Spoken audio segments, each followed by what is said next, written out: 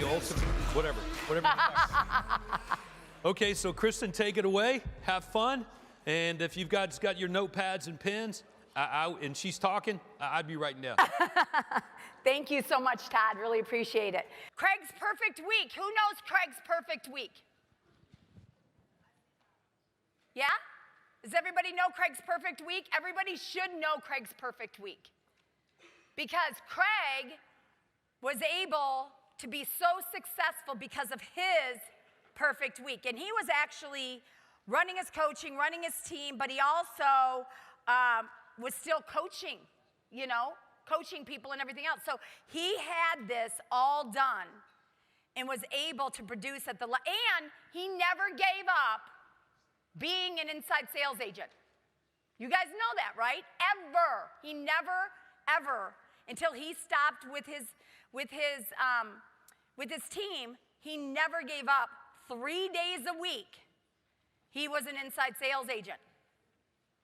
So everybody that's giving up inside sales, and he talks about it all the time, you cannot give that up. Okay, but you got to make time for it because he had his perfect week. Now, of course, did it change? Did it have to adjust a little bit? But he knew what it was. Okay, and he stayed away from distractions. Do you guys remember what he did to get away from distractions? He went to his house. He packed up his office one day and said, I'm moving home. Remember that? Because he couldn't take the distractions anymore to build the company and the coaching and the systems and everything that he did while he was at the office. So if you guys are around people, agents on teams, team leaders, whatever, and you're getting distracted all the time, you got to make sure that you're in a place that you won't be, okay? You got to make sure that you, like I said, you're mastering your morning. This is what the Miracle Morning Journal, affirmations, exercise, read, meditation, and vision. It's 10 minutes on each every single day. Just get up an hour early, and it will change your life and your time. You know, you got to organize and plan ahead. You got to set, like if you are an agent and you're trying to figure out who should I be working with? So your A buyers, you should be showing a couple times a week. And if they aren't, you know, if you're a team leader, you got to have people following up with those A buyers to make sure the agents are showing properties and they're working with them, right? Or what's going on?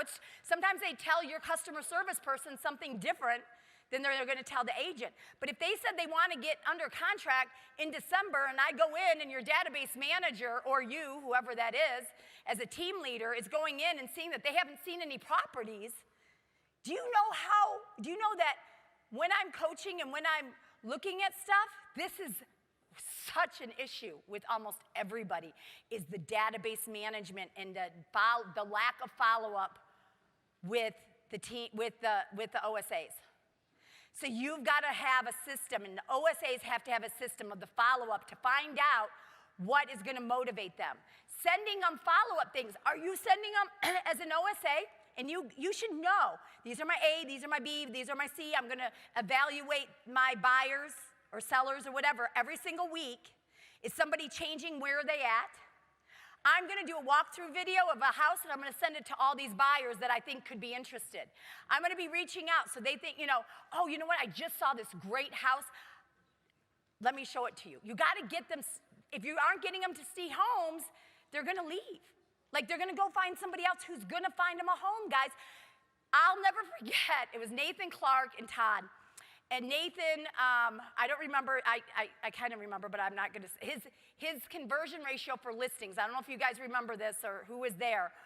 I'm sure Tracy and some, but his agents were coming back without the listings and said that they weren't motivated or everything else. And Todd said, are you going and calling each of those, and it was like 300 listing appointments.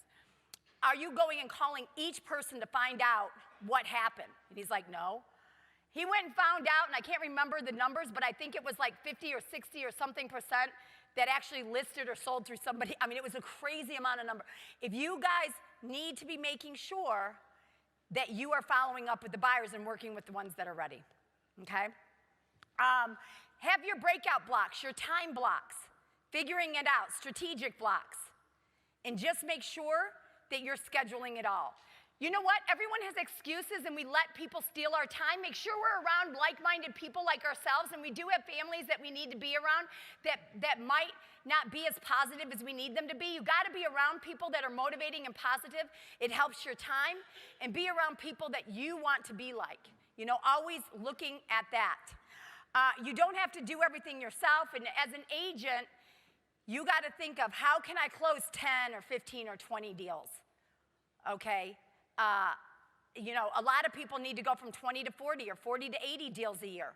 You can do it, guys. We all have the same amount of time in a day. We just got to figure out the motivated people and how we're going to close them. That's the big thing here. So, anyways, make sure that life, your balance of your life is not a 50-50, but wherever you are, make sure you're present in whatever you're doing. You know, you have grandkids, kids, whatever it is, but have your big why make it bigger than life. And make sure that you know that how much time are you lead generating? How much time are you following up? What I find is a lot of the agents aren't following up with the people that are in the database, because what they're doing is they're just saying, you know what? Bertrand's gonna just give me some more appointments, okay? Bertrand is going to give me more appointments that I'm gonna be able to close, so I'm not worried about following up in the database. Where we gotta do that, and we gotta find the motivated people to do it. So you gotta set expectations, and you gotta time block, plan ahead, and basically, a good day starts the night before. Preparing the night before, feel good, go to bed, get a lot of rest, so that you can be ready to rock and roll. Okay, thank you.